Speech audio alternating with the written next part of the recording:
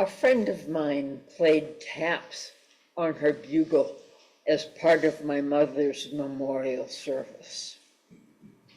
Mom, at the age of 19, was the youngest member of her Women's Army Corps, or WAC, unit when they were sent to serve in North Africa and Italy in World War II. They were stationed a mile behind the front line, and her job was to send out orders from the generals via teletype. Once U.S. soldiers raced through, stacking rifles at every desk, warning that German soldiers were about to overrun headquarters and ordering everyone to evacuate. My mom stayed at her teletype machine and kept transmitting orders. Luckily, American troops headed off the Germans and they never attacked. She was willing to give her life for her country, but she was spared. I don't know for sure, but I believe the taps was played as they lowered my Uncle Bud into an unmarked grave in Belgium. He was killed in the Battle of the Bulge at the age of 19. After the war, some of his buddies came to see my grandmother and told her he was gut shot and fell into a gully where no one could get to him because they were pinned down by German fire. They told my grandmother that it took hours for Bud to die, but he didn't suffer. My grandmother was the daughter of a country doctor, and she knew they were lying. When you're gut shot, you suffer. Uncle Bud laid in the snow for hours, suffering until he died. He gave his life for his country at a brutal cost. Taps was played at every one of the many memorial services I attended in my youth. I marched in every Memorial Day parade with my Girl Scout troop and stayed to the end of the 30-gun salute that concluded every Memorial Day service at the local cemetery. The first Memorial Day was called Decoration Day.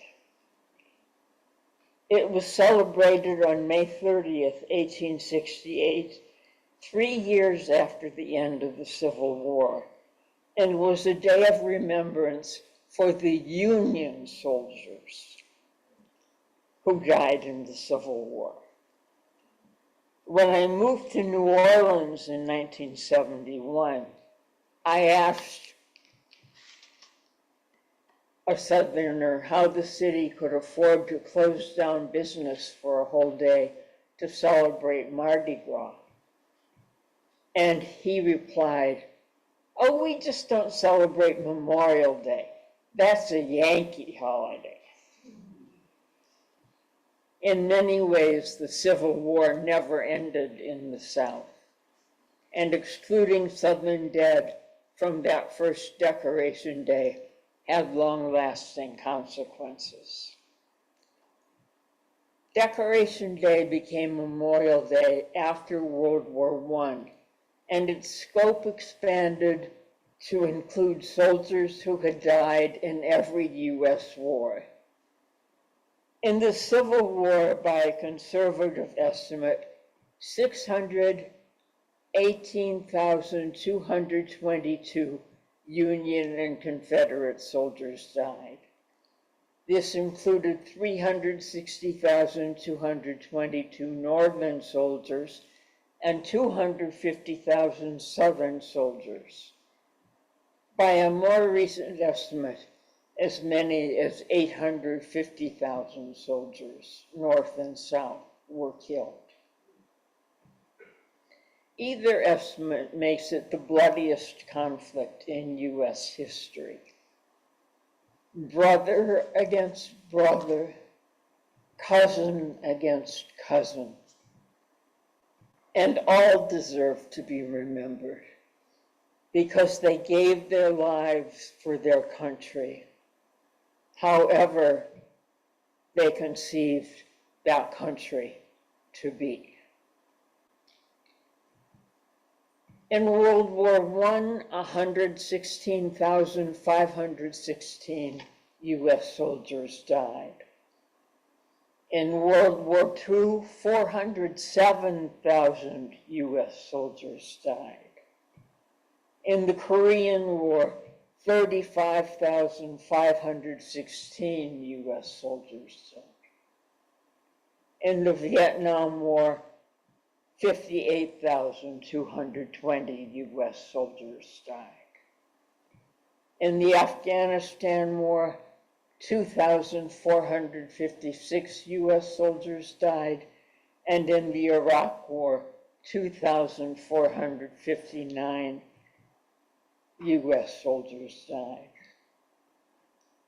We honor them, so the soldiers along with the pilots and sailors who fought in these wars. We also honor the soldiers, pilots, and sailors who fought in these wars and didn't die, but made their own sacrifices.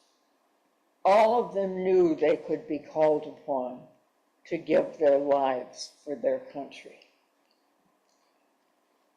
I was active in the Vietnam protests, and I remember how some of my fellow protesters greeted returning veterans with spitting and insults and even worse, violence. But we must separate in our hearts and minds individual wars that are often unjust from the people who, out of love for their country, are called to serving them. We owe those Vietnam vets honor, dead or alive. To all who have died in U.S. wars, we remember you and we honor you.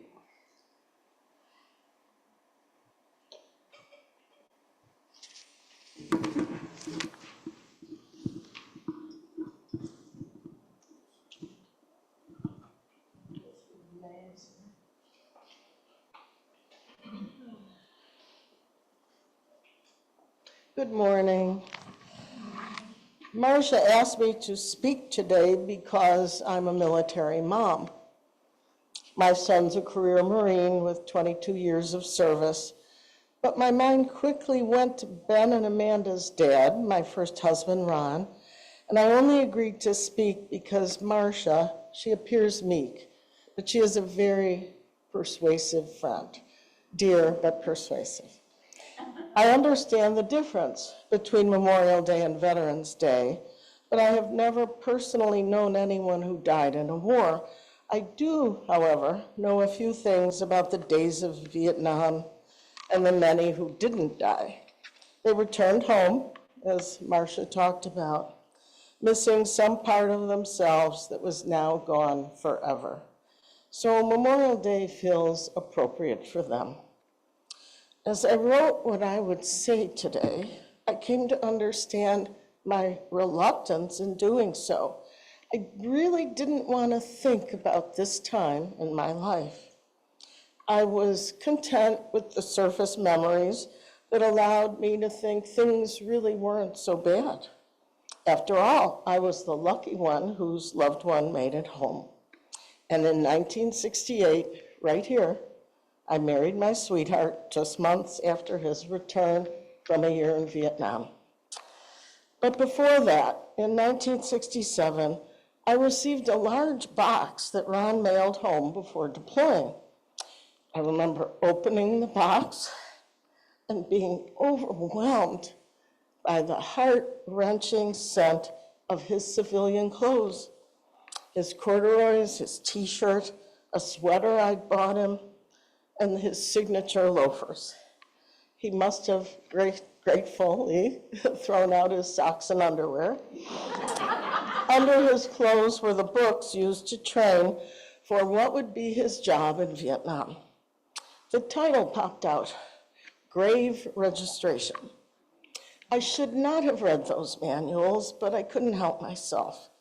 I sat crying every night as the evening news showed reels of young men in combat, after which they flashed the death count in bold letters across the screen. I wondered how many of them were tagged by Ron. Ron wasn't in combat, but he experienced frequent and unannounced mortar attacks that left him feeling unsafe all the time. We were both grateful that at least he wasn't struggling to survive in that unyielding jungle and engaging in close combat. He didn't have to kill anyone to keep himself alive. Nonetheless, mortar attacks are the enemy you do not see coming. Being in a war zone means that you or someone close to you could be dead at any moment or maimed. I got a letter from Ronnie almost every day, but it was a message he'd sent 2 weeks earlier. Then it took 2 weeks for him to get my response, creating a month's lag in our communication. His letters were mostly messages of love and longing and hopes for our future, rarely mentioning what really was going on. He made up stories, fantasies about what he wished his day had been like. He talked about picnics and red and white check tablecloths and glasses of Lancer's wine. At some point, Ron was transferred to the post office in Pleiku. Grave registration was not a job anyone could do for too long. When he returned, he was too afraid to cross the street. His body would go rigid when I hugged him. A kiss was sort of stone-like. He tried going back to school, but didn't succeed. Concentrating was a problem. Returning to civilian life was challenging, with many veterans struggling to find employment, reconnect with family and friends, and adjust to a society that seemed to have moved on as if nothing had happened. It didn't help that upon their return, Marcia talked about some of it, they faced not only indifference, but hostility. Even the VFW and the American Legion denied them membership, blaming them for losing the war. And they argued Vietnam wasn't really a war, it was a conflict. The first parade in their honor was held on June 13th, 1986. So that's 13 years after we left Vietnam. It was the largest of its kind ever, and it was delayed, but it was important. 200,000 vets participated with 500,000 spectators, and Chicago was the first to do that. Many experienced significant mental health challenges, including post-traumatic stress disorder, depression, and anxiety. The term itself, PTSD, wasn't added to the DS manual until 1980. Too little, too late for so many. In January 2024, there were 32,882 veterans experiencing homelessness. That number was much lower than previous years because they were dying off. My granddaughter Blanca's boyfriend served 2 tours in Vietnam. Maybe on Veterans Day, he'll come and tell you about that. He taught me something this week. I told him I would be speaking about this. And he said, you know, Pam, when you come across a Vietnam vet, often you'll see him with a hat that says Vietnam or a t-shirt. You can say, not thank you for your service, but welcome home.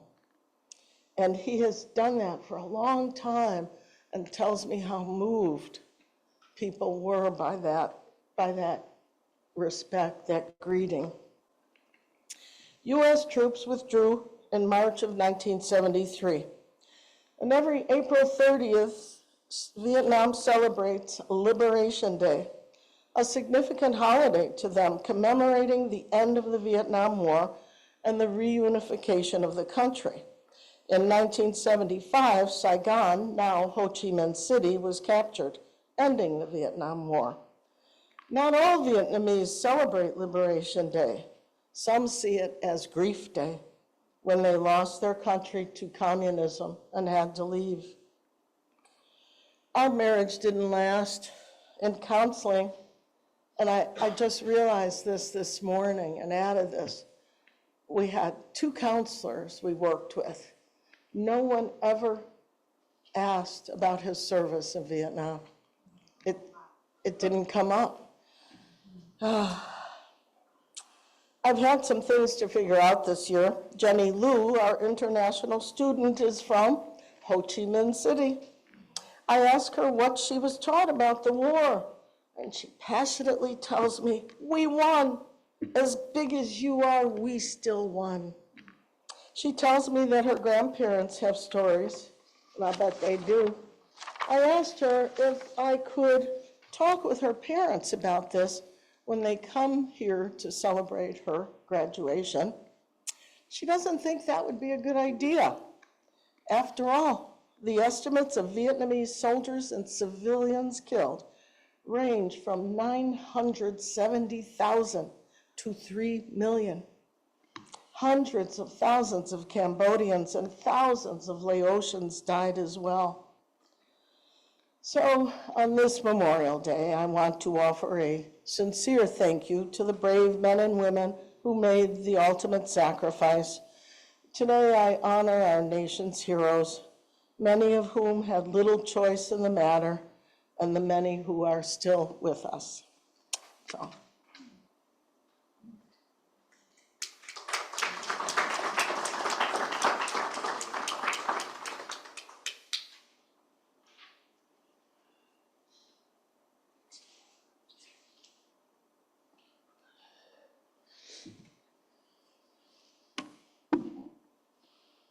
Hello. I am Jess Gardner, and I think I was asked to speak today because I was in the military. Though when I thought about speaking about Memorial Day or the military in general, I always feel very conflicted. And Pam helped me find an article. Where is Pam? Okay, sorry, my glasses are off. Helped me find an article from a fellow UUer written in 2011. And I wasn't surprised to hear that a lot of people feel conflicted about Memorial Day or religious holidays. Fellow UUer Michelle Richards wrote about this solemn U.S. federal holiday in her 2011 article entitled Remembering Liberation on Memorial Day.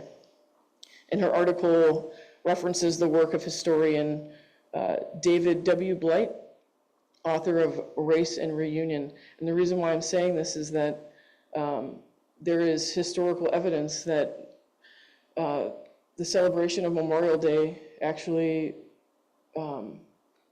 originates from about 10,000 Carolinian citizens, Black citizens, on May 1st of 1865. And their ceremony was to remember the more than 250 Union soldiers that were imprisoned in a camp in South Carolina called the Washington Race Course, and it was a racetrack that had been converted into a prison camp. run by Confederate soldiers.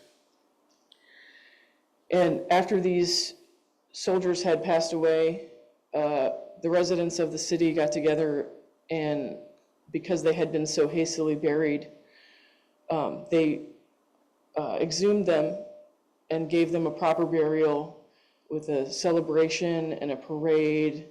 The Black Union soldiers marched and conducted drills. Black religious leaders gave sermons and religious services to the soldiers. There were flowers reportedly like all over, like it actually smelled good with that many dead bodies. There were so many flowers. And there was patriotic music played. And to me, it's not a surprise that this story is like not really what we think about when we think about the origin of Memorial Day, because we erase a lot of histories on the way to whatever history book.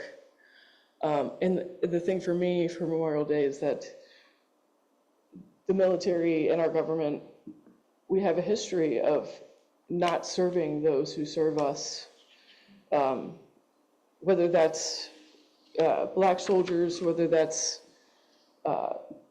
people coming back from Vietnam, whether that's gay soldiers, trans soldiers. So many people have died for our country.